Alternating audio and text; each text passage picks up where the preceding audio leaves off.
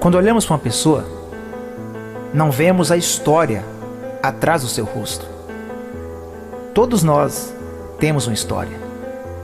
Algumas são histórias de dor, de sofrimento, mas algumas histórias, elas nos levam a acreditar que existe uma esperança. Você vai assistir agora uma história real, contada por pessoas reais, que conseguiram vencer, que cansaram de sofrer e foram alcançadas pelo amor de Deus. O amor que transforma. Bom, no ano de 2020, eu lembro que logo no início, em janeiro, a gente sempre entra um ano, fazendo planos, projetos. Eu lembro que eu conversando com a minha esposa, eu falei com ela o seguinte, eu tenho orado, tenho pedido a Deus direção, e o que Ele tem me direcionado é para ir para Machacalís, morar lá, mudar para lá e tomar conta do ministério 100%, dedicar 100% à obra. Só que eu tenho que ver com você. E ela falou comigo assim, mas mudar para lá, mas como? Você vai ter que ficar vindo para trabalhar aqui? E eu lembro que eu falei com ela, não, eu vou vender tudo, eu vou abrir mão de tudo e vou parar com o trabalho de publicidade e vamos mudar para lá, viver 100% da obra, 100% focado na obra. E nessa hora ela simplesmente apoiou, porque nós não podemos tomar uma decisão, quem é casado e quer fazer qualquer tipo de coisa, você não pode tomar uma decisão sozinho, a família tem que estar junto, Eu lembro que eu conversei com ela e ela aceitou. Então, em janeiro de 2020, eu falei com ela o seguinte, vamos esperar somente acabar, passar a campanha política, porque eu tinha um trabalho para fazer, e depois da campanha política, então a gente muda para lá. Tá bom. Só que no mês de março, veio então a pandemia no Brasil. Então foi decretada a pandemia, começou aqueles decretos e tal. E eu lembro que eu ficava vindo para Machacalís direto, toda semana praticamente, várias vezes na semana. E a igreja chegou a fechar, por decretos e tal, e nós tivemos que fechar a igreja, ficou 60 dias, parece, na época. Foram 60 dias fechada a igreja. E na época eu lembrei, eu falei assim, meu Deus, se eu tivesse mudado para cá em janeiro, a igreja fechando, será como é que ia ser? A questão financeira, pagar aluguel de casa, me manter aqui com a minha família. E até nisso, Deus ele respondeu, porque eu lembro que de março a igreja fecha, a pandemia vem e as finanças da igreja elas não foram afetadas. Deus sempre mostrando que Ele cuidava e que Ele cuida. Deus sempre mostrando que Ele cuida da obra ao qual Ele está no controle, Ele está governando. Quando chegou no mês de junho, eu lembro que tinha uma cirurgia marcada de uma retirada de uma manchazinha nas costas que eu tinha. Essa manchazinha já tinha um tempo que eu tinha ela. E eu fiz uma consulta na época com um dermatologista e a médica falou que não era nada. Depois eu fiz uma segunda consulta, o outro médico falou também que não era nada. Só que por estética eu decidi tirar aquela manchazinha. Eu lembro que no mês de junho essa cirurgia sai, em Águas Formosas mesmo eu vou no hospital, tiro. E o médico falou comigo o seguinte, agora você manda, ele pegou o tecidozinho e falou assim, você manda para fazer biópsia. Eu já tinha duas consultas, 2 médicos falando que não era nada. Eu simplesmente mandei para biópsia, estava com meu coração tranquilo. E eu lembro que um mês depois, no mês de julho, chegou então o resultado da biópsia. E quando a moça vai me entregar, ela estava com um semblante diferente. E eu notei algo diferente. E aí ela falou assim, toma aqui. Eu peguei e falou assim, você vai no PSF. Eu peguei passei em casa logo, a gente não tem, para consultar novamente, mostrar no PSF. Eu já cheguei em casa logo e abri. Quando eu abri, estava escrito lá, melanoma. O que é melanoma? fui pesquisar na internet o que era melanoma. E melanoma é um câncer de pele maligno, não era benigno, era maligno, nível 3. E em casa mesmo eu já comecei a me preocupar, né? Porque quando você recebe um diagnóstico que você está com câncer, né? E sabemos que o câncer é uma doença fatal em muitos casos, né? Perigosa, alguns casos sem cura. E aí eu lembro que aquele dia, aquela semana que eu recebo aquele diagnóstico, né? Aquela biópsia, já comecei a ficar preocupado. A primeira reação da gente, a gente é humano, né? É preocupar, é já ficar logo, e agora? Aí eu fui na médica, quando eu cheguei no PSF, a enfermeira que estava lá, ela pegou e olhou e já ficou tentando passar uma calma pra gente, né? Mas parece que preocupa mais ainda. Aí ela falou comigo, não, você não preocupa não, tal, porque não fique preocupado e aquela coisa toda. Só que quanto mais a pessoa fala pra gente não preocupar, mais a gente fica preocupado, né? Eu já comecei a desenhar na minha cabeça logo todo um processo, né, de pessoas que passam por câncer, tem que fazer um monte de coisa, um tratamento que às vezes agressivo. Eu comecei a desenhar tudo aquilo e a médica falou umas coisas para mim também e me encaminhou para o oncologista em Teoflotone. Eu tinha que começar a acompanhar por lá. E aí eu fui na médica em Teoflotone. Só que naquela primeira semana, antes de ir na médica em Teoflotone, naquela primeira semana, foi uma semana pesada, foi uma semana de muita preocupação.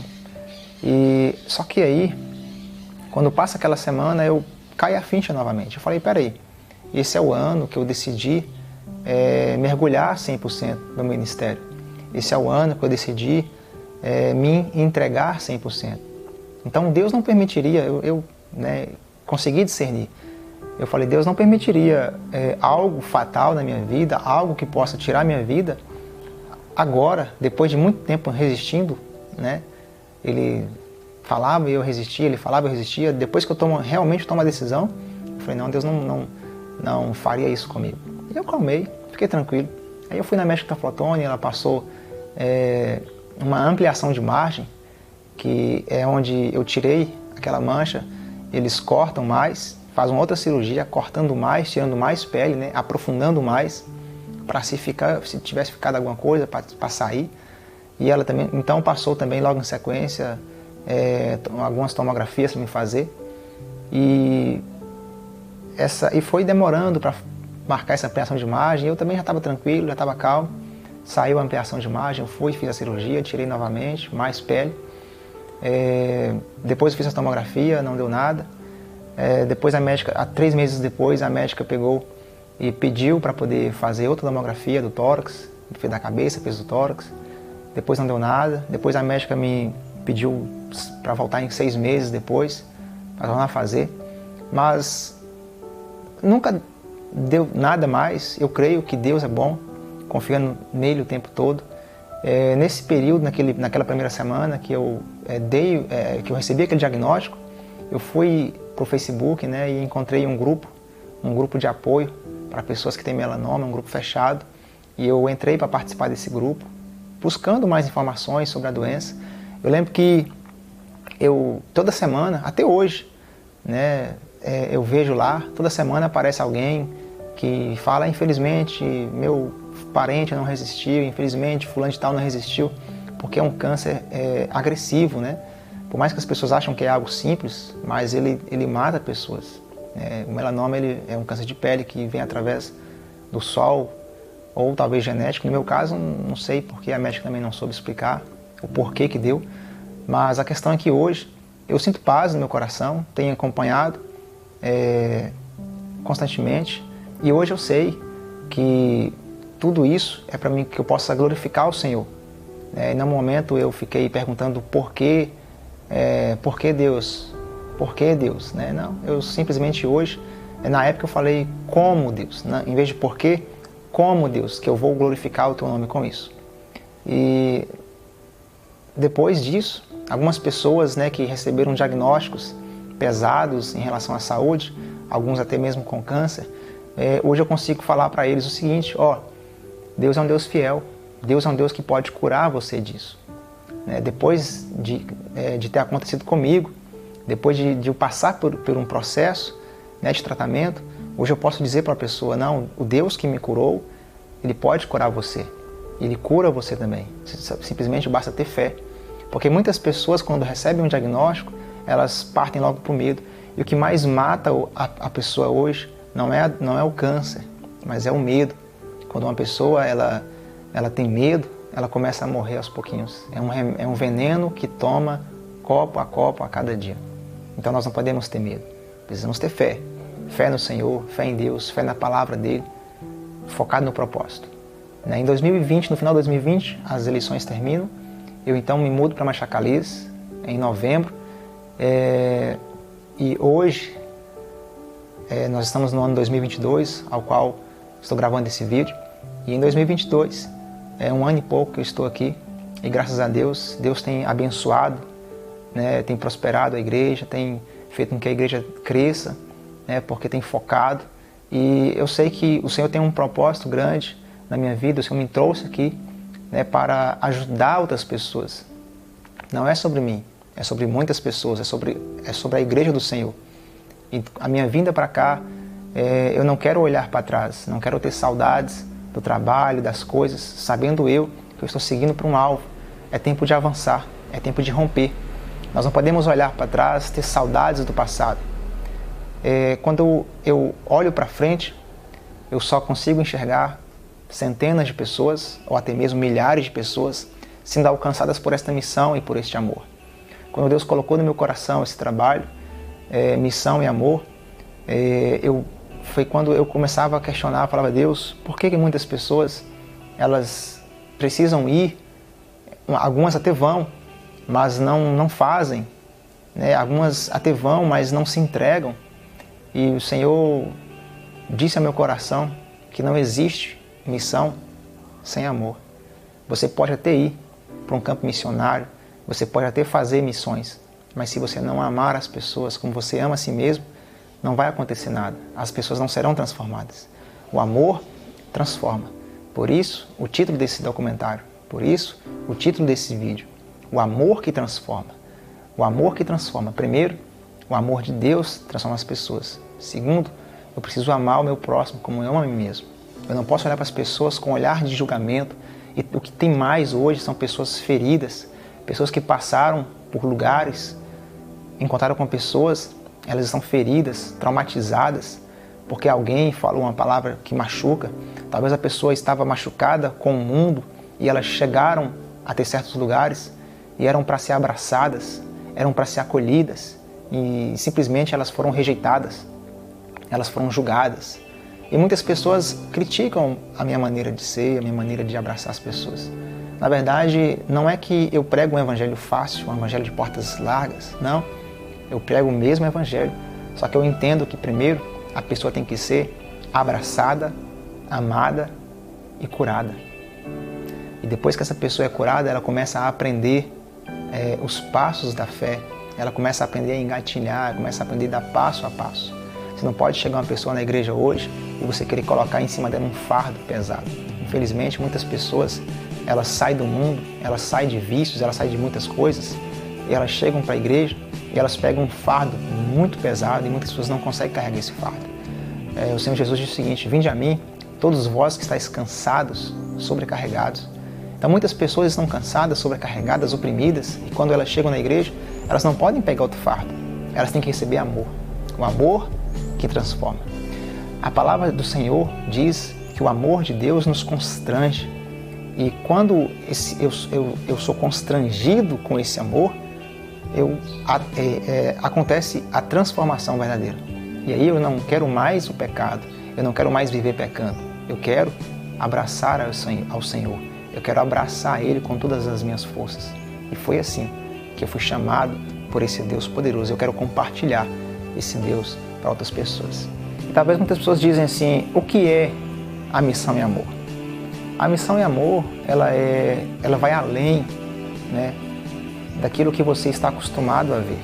A missão e amor é uma família preparada para amar as outras pessoas. É uma família que está de braços abertos para receber aquele que está cansado, para receber aquele que não aguenta mais sofrer. A Missão e Amor não é simplesmente um endereço físico, um endereço local. A Missão e Amor, ela vai além das quatro paredes. A Missão e Amor não foi chamada para estar em um local fechado, preso. A Missão e Amor foi chamada para chegar nas ruas, nas casas, de porta em porta, de rua em rua, alcançar o perdido, alcançar o drogado, alcançar a prostituta, alcançar o jovem que está entregue às drogas, alcançar a criança, alcançar o idoso que muitas vezes perdeu a esperança, às vezes acha que a idade já está avançada, que não serve mais para nada. A Missão e Amor veio para isso, veio para expandir o amor, veio para expandir o reino, veio para implantar o reino de Deus em todos os lugares, nos corações das pessoas. Não um reino físico, visível. A Missão e Amor não está preocupada em demonstrar uma placa gigantesca, em demonstrar um prédio gigantesco. A Missão e Amor está preocupada em mostrar pessoas transformadas, pessoas mudadas por esse Evangelho, porque por os frutos se conhece a árvore. Então tem me preocupado muito com isso. Os frutos da Missão e Amor precisam ser verdadeiros frutos que vêm do Senhor. Pessoas que têm a sua vida transformadas pela Palavra de Deus. O nosso foco é ministrar o Evangelho, é ministrar a Palavra de Deus, sem alterações, é ministrar a verdade de Deus, sem acrescentar e sem tirar nada. Isto é a Missão e Amor. A próxima temporada, ela vai começar breve e eu tenho certeza que você estará contando o seu testemunho para que muitas pessoas sejam alcançadas por esse amor que transforma. Deus abençoe a sua vida. Eu fui alcançado pela Missão e Amor.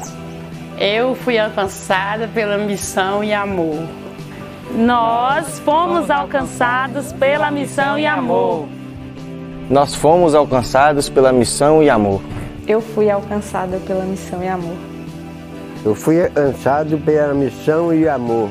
Nós fomos alcançados pela Missão e Amor. Eu encontrei o meu lugar, onde nunca faltará o amor.